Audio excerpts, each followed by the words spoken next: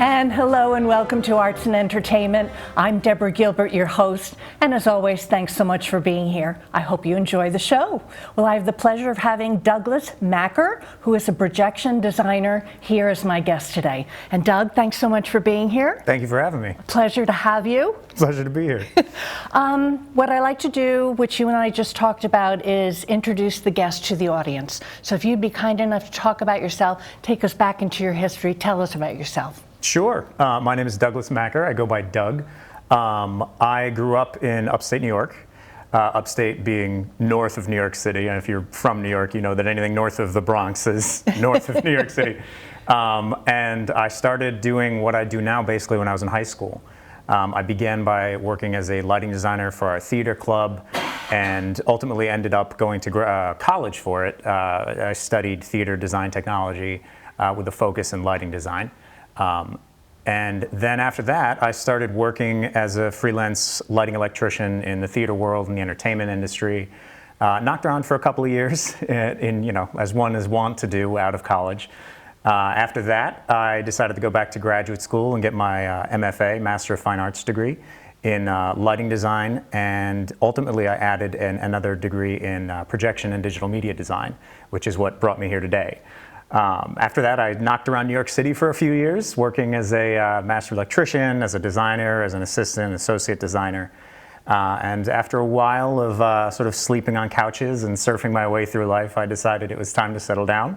And actually, oddly enough, I got a phone call one day from my undergraduate scenic design professor, Karen Kozlowski, and she asked me if I would be willing to go back to my undergrad, Binghamton University in upstate New York, and teach a drafting class, which is sort of technical drawing for theater, in her place because she was taking a sabbatical that semester. I dipped a toe into the world of academia and then kind of got sucked in. Bounced between a couple different universities as an adjunct and a staff member before landing the position I have now as a professor of design at Southern Connecticut State University over in New Haven.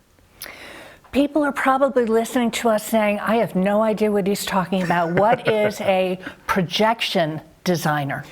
So projection design is a sort of catch-all term used to describe the person responsible for the conceptualization, execution, creation, design of any projected video or imagery, either through projection displays or emissive displays. So an emissive display is like that behind us, a screen, something that emits light. A projection display is exactly what it sounds like. It's a bog standard projector. Well, a highly specific, expensive projector that's used in arts and entertainment. So I'm the person responsible for if you go to Broadway or you go to see a show and you see some sort of projected imagery somewhere on the sets, or you see a wall of TV screens with things flashing on them, I'm the person responsible for the creation of both the content, the video, images, etc., as well as all of the behind-the-scenes technical equipment necessary to run all of that stuff. Did you ever think growing up that you wanted to be a performer and be on stage and be in front of the camera or in front of the audience instead of being behind the scenes? Absolutely. That was actually where I started. That's what I wanted to do. When I was in high school, I sort of fell into doing the technical stuff. I started as an actor, much the same way a lot of people who get into this business do. I started as an actor. I was acting in my high school plays, and the senior who was doing the lighting actually graduated, and there was suddenly no one to do the lighting. And everyone looked at me in the club and said, Doug, you're kind of a nerd.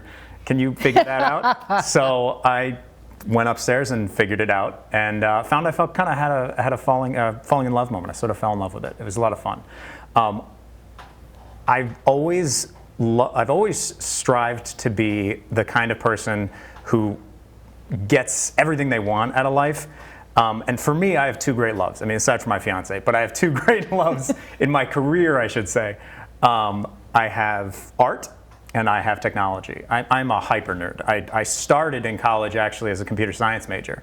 I wanted to make video games because what is a video game if not a method of marrying those two loves, technology and artistry? You get to tell an artistic, epic story, but you get to do it through technology. I found that doing lighting design in theater, and then later in my career found that doing projection design in theater is a wonderful marriage of those two things. It's a wonderful way to marry the artistry with the technology.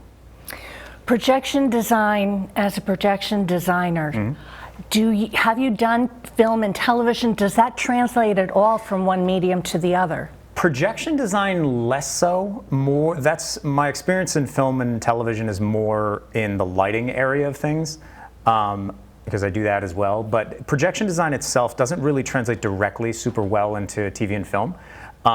Not in the traditional sense of here's a projector, we're projecting an image, and then you'd be capturing it on camera.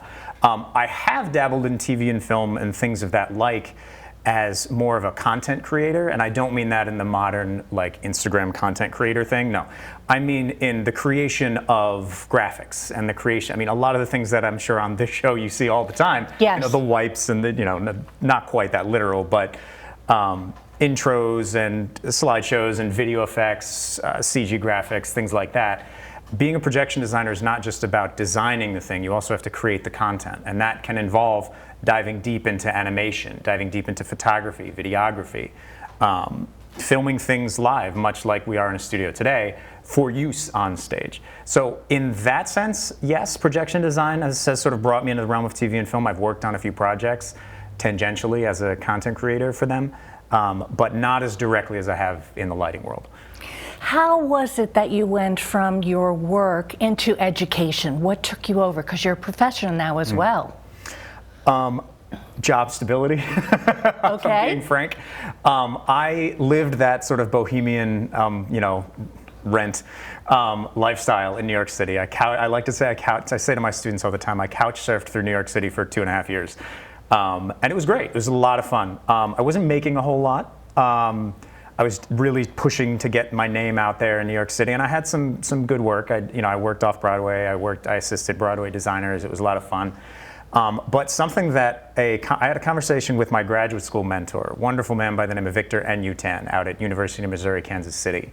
He just retired, sorry, if you were looking to follow my footsteps. But I recall the conversation I had with him, and it's funny because it's a conversation that now as a professor myself, I have with my students all the time. Because there's this falsehood, this incorrect assumption that a lot of students of theater and people looking to get into theater have, and that is that to be successful, I must be on Broadway. I have to succeed in New York City to be successful, and that is completely incorrect. I know literally thousands of career actors, designers, directors, writers who do wonderful work outside of New York City. This is what I tell my students. I say if you want to be a success, if you want to know if you are a professional X, a professional designer, professional director, professional actor, I have a few questions for you. 1, did you do a job? Yes. 2, did you get a paycheck for that job? Yes. Cool. 3, did you cash the paycheck or did it bounce? It went through. Okay, great. Okay, 4, did you use that money to pay your electric bill? Yes. Congrats, you're a professional. Oh my. That's the bar to make it as a professional. If you're, by definition, a professional is someone who gets paid for something and they do it to pay for their existence. So I had a moment where I had that conversation with myself, and I realized that I was in my mid-20s and I was not at that point where I felt like I could continue that way. So it was sort of a survival decision financially. I was like, I'm at this point where I should be getting retirement money put away. I should be, getting a little more than I'm getting. So I decided to, like I mentioned, I got a phone call from an old professor of mine to do some adjuncting work. And I found I had a knack for it, weirdly. I got into it and I really enjoyed getting my students to that moment where they could say, bam, I have that click moment where now I understand the idea. Now I understand what it is that you're teaching me, you're trying to explain to me. And I sort of fell in love with that and kind of got sucked further and further into academia. Okay, why don't we hold that thought? I'm Deborah Gilbert. You can tune into Arts and Entertainment. We'll be right back, taking a break. Better Business Bureau has received thousands of complaints related to travel insurance. Many don't realize that it doesn't typically cover the cancellation of a trip out of fear of traveling or concerning travel advisories unless you purchase a policy that includes cancel for any reason coverage. And even then, certain things are listed as exclusions. So you must read the fine print. Before purchasing travel insurance, consider that travel insurance is intended to help with unexpected events, not things like forecasted hurricanes. Once an event is a known event, meaning it's been forecasted or anticipated, it may not be considered a covered reason for cancellation if a traveler books a trip after that date. Before purchasing a policy or trying to file a claim, read the specifics on what the policy does and doesn't cover. You can find more travel tips at bbb.org/travel.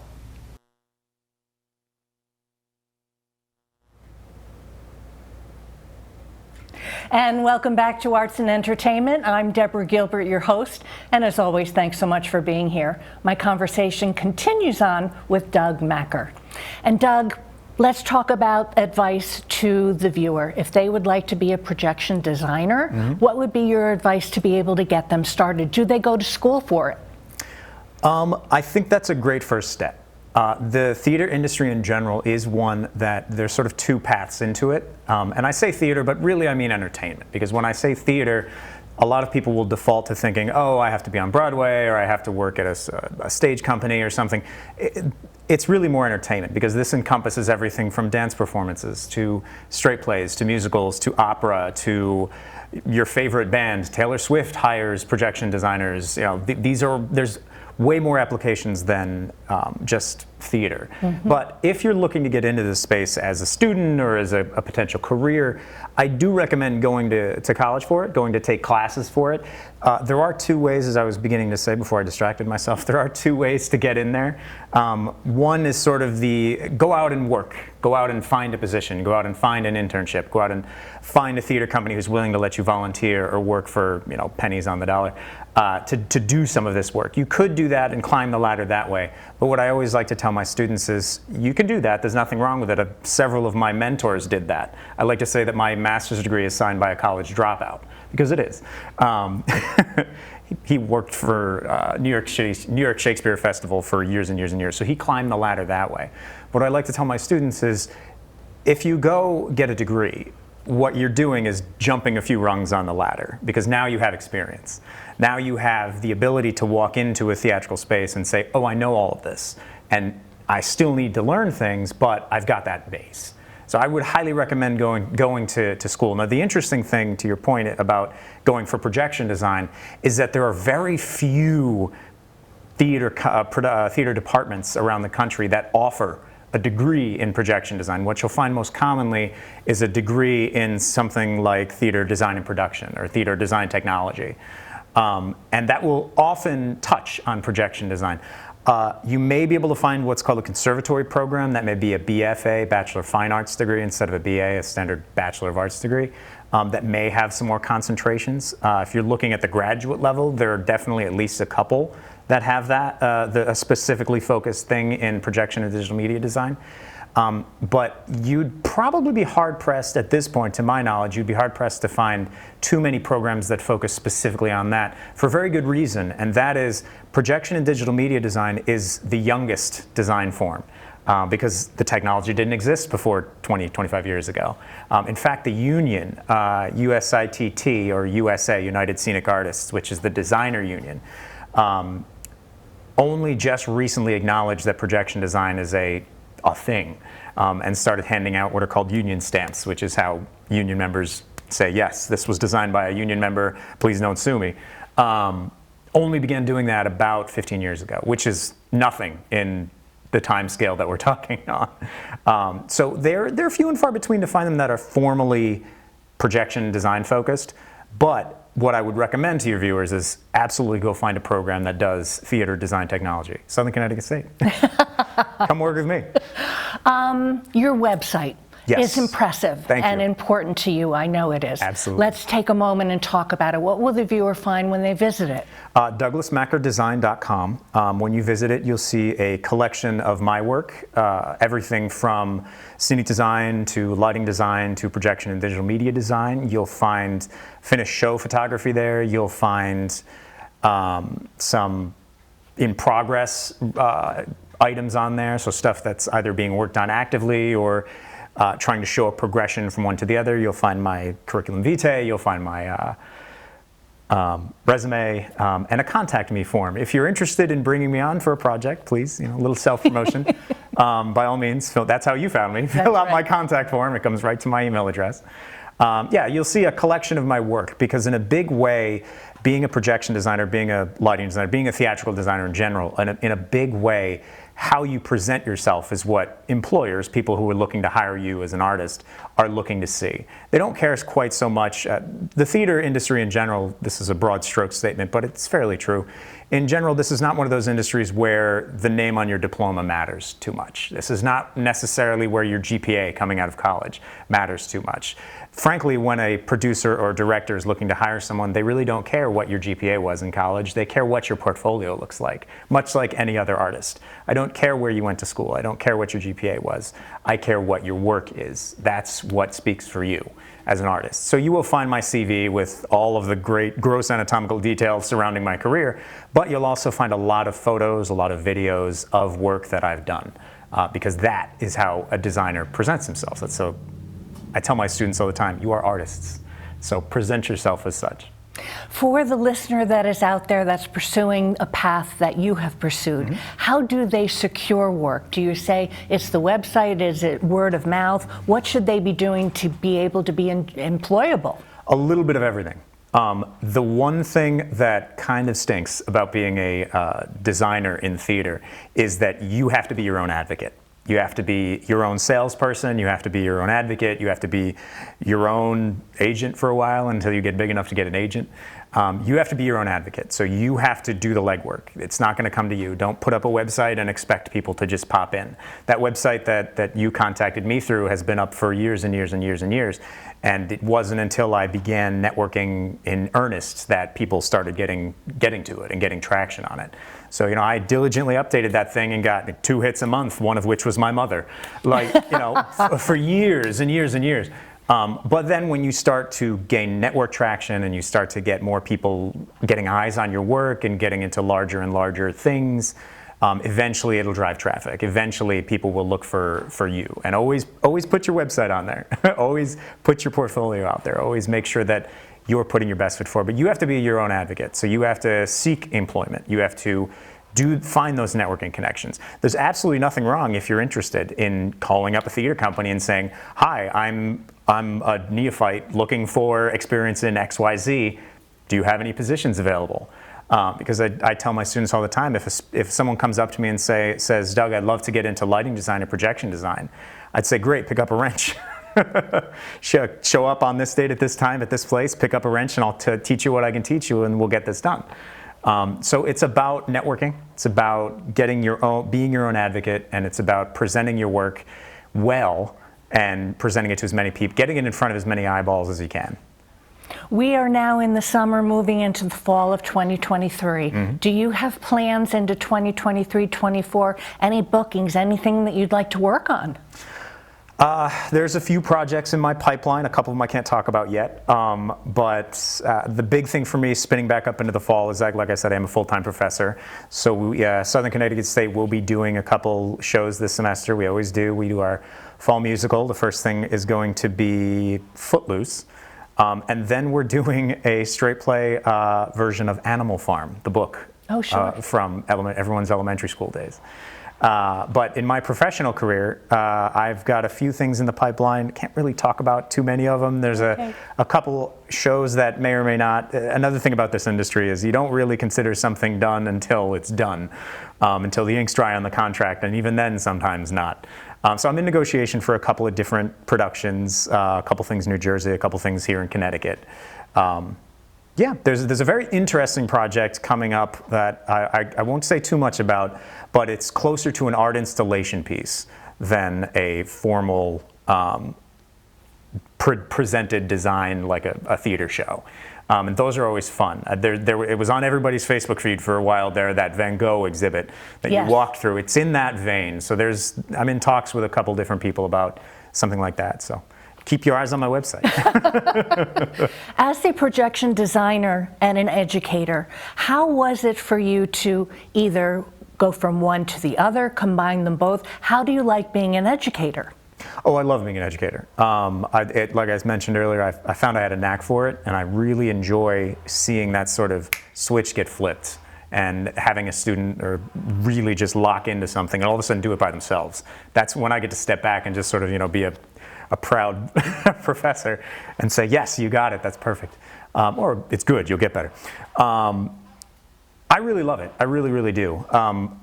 The thing about being an educator in this is a lot of my students will come to me and they'll be terrified because they think they're not artists or they think that they can't do it.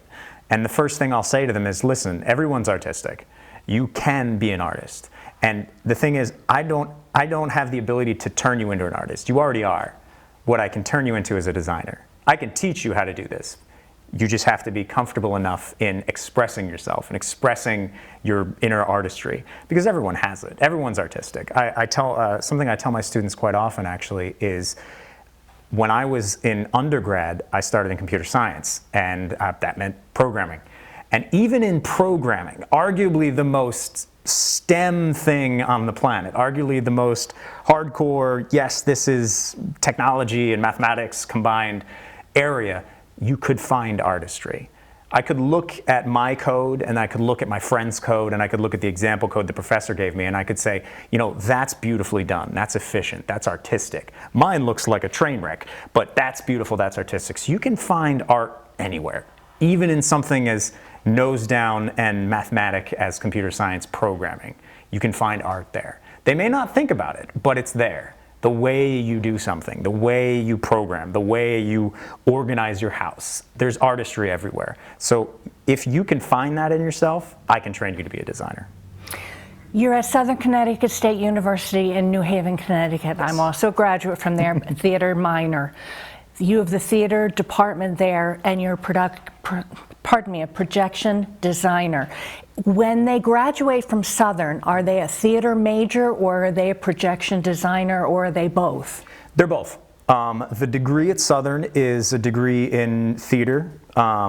Within the theater, sort of under the theater umbrella, we allow students to specialize. The idea with our program is to give everyone a broad stroke general understanding of everything you need to know to be a theater artist, because you can't just be one thing. You have to understand it. It's sort of understanding how the other half lives. Like my students who are design focused are required to take acting classes. Not many, but enough to understand what it is you're asking someone to do. So you can sort of specialize either in the sort of acting area or the directing area or the design technology area. So I will often have students, usually a few at a time, who are interested in scenic design or lighting design or projection and digital media design. So they'll graduate, their degree will say BA in theater. But if you look at the coursework, it will very specifically say this person has done X, Y, and Z in lighting, or X, Y, and Z in scenic, or X, Y, and Z in projection and digital media design. And I tell them when they graduate, you are a projection designer, you are a lighting designer. Go forth and do. I found you through Terry Corigliano, the Saybrook Stage Company, who's a great guest here. I go to her shows. She's wonderful. You're right here in the brochure, written up. How did you network to be able to get into her show?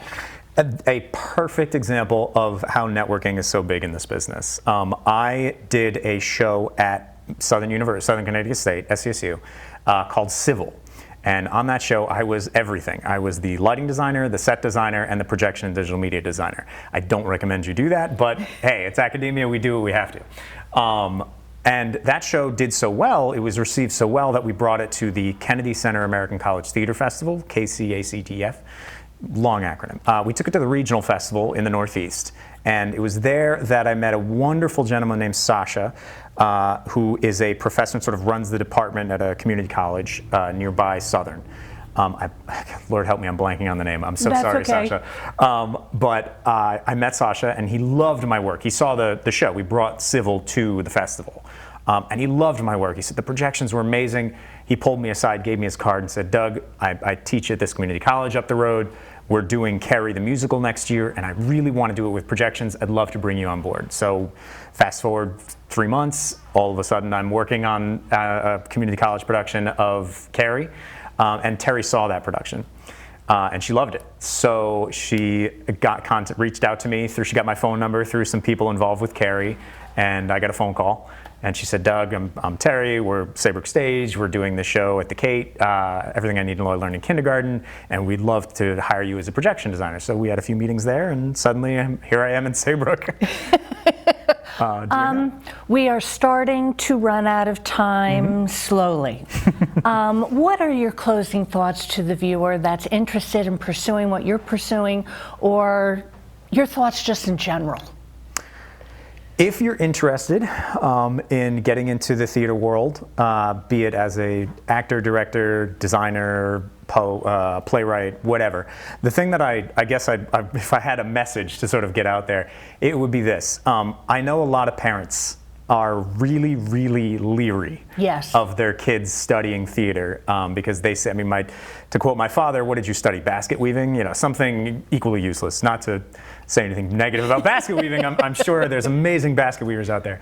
But a lot of parents are very leery. They think, oh, the humanities are dead. Oh, STEM is the way to go. Science, technology, engineering, mathematics. If you're not in the STEM field, you're worthless. And let me assure parents and students, potential future students, that is complete nonsense. The humanities aren't going anywhere. Everything around you is designed. Everything around you is made by an artist. Every logo, every commercial, every television show, every movie you've ever seen, everything is made by somebody in the humanities and the arts. So don't be afraid, there's work. Okay. Well, I want to thank you very much for coming. We've run out of time, so thank you very much. Thank you very much for having me. Okay. I'm Deborah Gilbert. You have been tuned in Arts and Entertainment. Hope you enjoyed the show. Have a super day today. I'll see you next time.